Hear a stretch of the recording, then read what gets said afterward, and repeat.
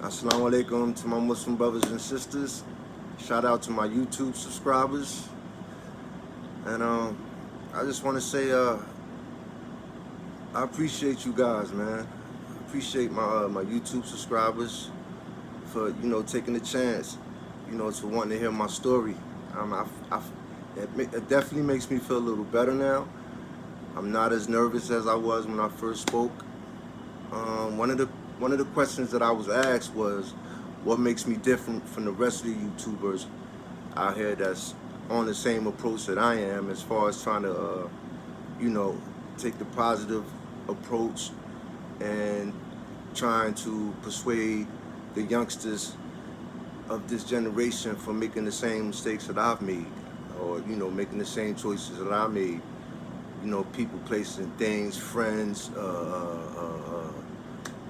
what you call it, peer pressure, and everything that millions of us have went through. You know what I mean? Don't never feel like you alone. And like I said before in one of my other videos, this my YouTube channel was not for Muslims only. It's for everybody, man. It's for everybody that's trying to be positive, that's trying to learn something new. I mean, maybe you thinking about getting high, or you thinking about pulling a robbery, or times might be hard and you thinking about pulling a robbery, or maybe you want to sell drugs or something like that, or do something for a quick come up. This video might persuade you, to keep on being humble and patient, because in life, man, you gonna learn the key thing is patience. Not being patient is why probably 75% of the people that's locked up today is in prison today, behind not being patient. I was one of those people that wasn't too patient. But let me tell you, spending all those years behind prison, you'll learn a lot about patience. Trust and believe that. You'll definitely, if you don't learn nothing else, you're gonna learn about patience. Wow, one of the questions that I was asked, like I said, was, what makes me different? And I'm just gonna try to be authentic as I can be, and as real as I can be. One of the comments, one of the things that I learned was, I'm not the only one that was out there getting high. It's a lot of people out there that was once, the drug dealer at one time, and then they became the user. Like a lot of us, like a lot of our stories out here. Out here getting money.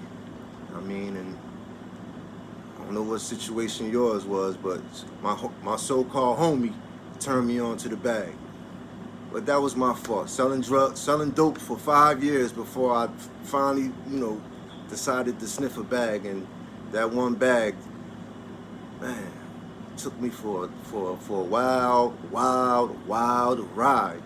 Took me all over states, county jails, up and down South Jersey, all the way to North Jersey, all the way to Rikers Island, all the way to, what was the farthest, man, jails, I forgot, man, so many, man, it's not even, Bear Hill. Bear Hill was the last jail I was at, and I swore I would do everything in my power for that year. I only had a year violation to max out before I would be off papers, and I made it my business, to do everything I could to not only make it home when I was supposed to, because there's so much thing that goes on in there. You can easily catch another bid, and anybody that's been locked up, y'all know what I'm talking about. It's easy to catch a bid.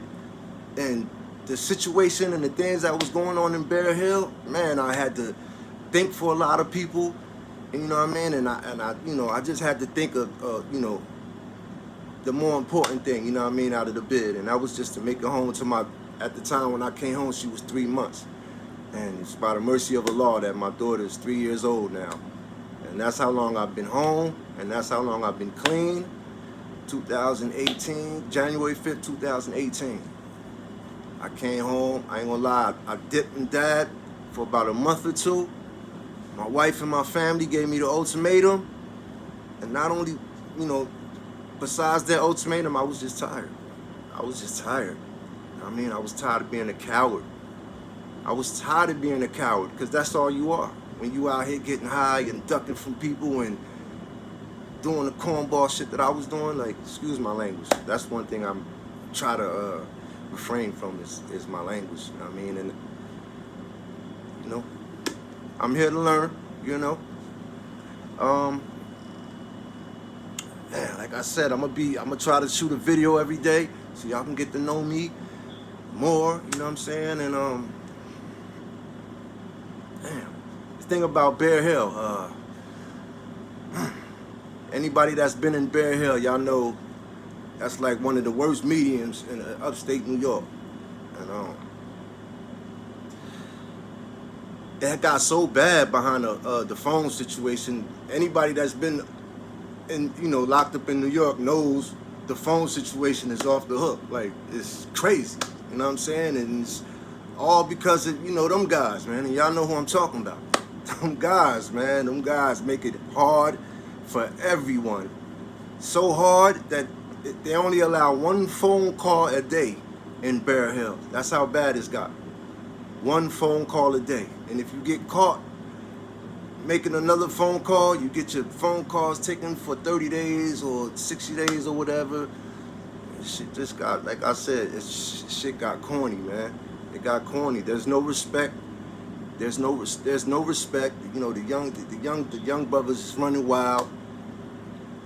It's just savagery, and it come with that gang stuff, man.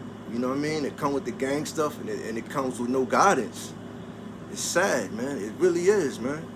And this is why us, man, we gotta stay out of them. We gotta stay out of there. And that's all I kept telling myself the last time I was up there. Like, yo, this is it. Like, I can't do it, man. It was just too much. It was just too much mentally. Not only are you dealing with the CO, but you gotta deal with the inmates. Sneak thieving. They had refrigerators in Bear Hill. You hiding your stuff in there. I done got chicken stolen out. Nobody gonna tell you. Ain't nobody gonna stand up and say who did it. You know what I mean? A sneak thief is one of the worst chumps. A sneak thief is like one of the worst things you can be in prison, man. A sneak thief and a chump, man. It's like two of the worst things you can be in prison. A sneak thief, a snitch, and a chump. You know what I mean? One of the worst things you can be is a sneak thief. I respect a man more that just come up and just take, you know what I mean, on some Debo, you know what I mean? R.I.P. to Debo, man. Rest in peace, Debo. Whoa. Then just to run around and sneak, and then the worst thing is you looking around the dorm, you know what I'm saying, trying to figure out who stole your stuff, but you can't go just punch anybody in the mouth because you don't know, you know what I mean? You don't have no idea who done it. And in Islam, when this time around, I was just trying to, you need 3 witnesses, man, when somebody's getting accused or whatever, you know what I mean? You need 3 witnesses. And I didn't have 3 witnesses. I kind of had an idea, but I couldn't just pinpoint one person. I would have just felt bad. And like I said, you got to think of the bigger picture. Like, I'm in my 40s. I got a newborn at home, and I'm trying to make it home, man. You know what I mean? And it's through the glory, through the mercy of Allah that I'm here today. No scars on my face, nothing. I never got smashed. I never got jumped. None of that. I mean, not to say I never took an L, because in Jersey, I took a few L's. You know what I mean? And I gave a lot of L's too. You know what I mean? But that's just how it goes. If being honest, you know what I mean? I don't know no man that never lost not one fight, for real. Like I said, I just want to shout out to my YouTube subscribers, man. I really appreciate you guys, man, for taking the chance on me to listen to my story, man. And like I said, I'm gonna just give it to y'all as real as I can be, as authentic as I can be. You know what I mean? And that's me, Rafiq from Jersey. Anybody that's been up north, 2002 to 2018, up and down, mediums and maxes, that ran into Rafiq from Jersey, man. Salute to y'all guys, man. And hopefully, man, y'all watching this from out here and not in there. I ain't gonna lie, I was just talking to my homie from the feds the other day, FaceTiming me. Shout out to my cousin Alex. That's in the feds. But like I said, I'm gonna be back tomorrow, hitting y'all with some experiences, life experiences I went through. Not only in jail, we ain't gonna be talking about jail all the time, because it's not just about jail. I lived a lot of my life out here too. You know, I made mistakes out here too. I got life experiences out here too. You know, like I said, man, I look forward to growing with y'all, and I look forward to y'all growing with me and getting to know me. Assalamu alaikum to the Muslim brothers and sisters, and salute to my YouTube subscribers, man. Y'all have a good night.